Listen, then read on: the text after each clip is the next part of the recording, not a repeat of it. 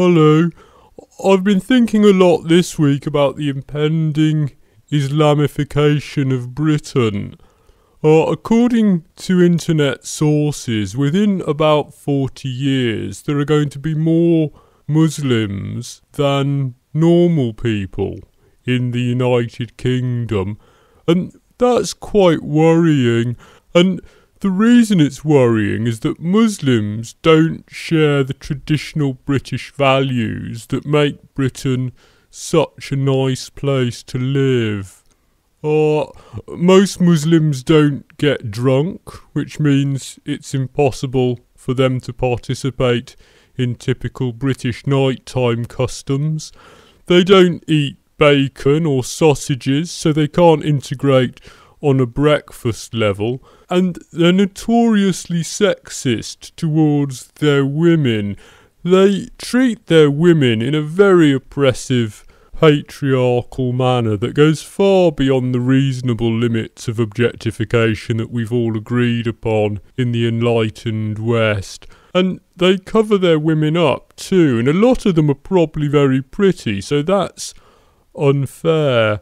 Which brings me to the main problem. The main problem with the Muslims taking over is that Muslims don't value the traditional British spirit of fair play.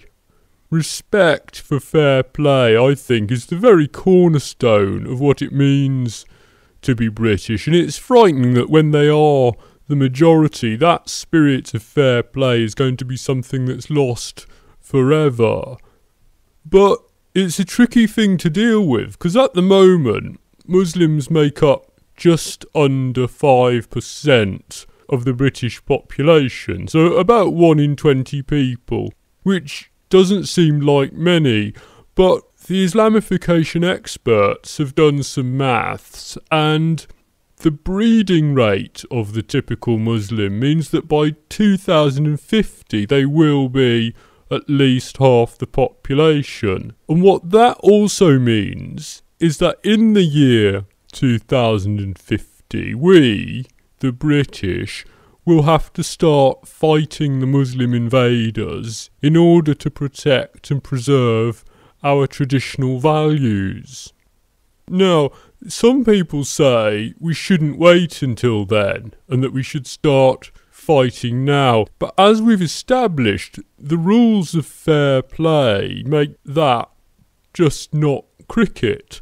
You can't, as a decent British person, countenance getting involved in a fight when it's 19 of you against one of them. A true British person would be ashamed at such behaviour.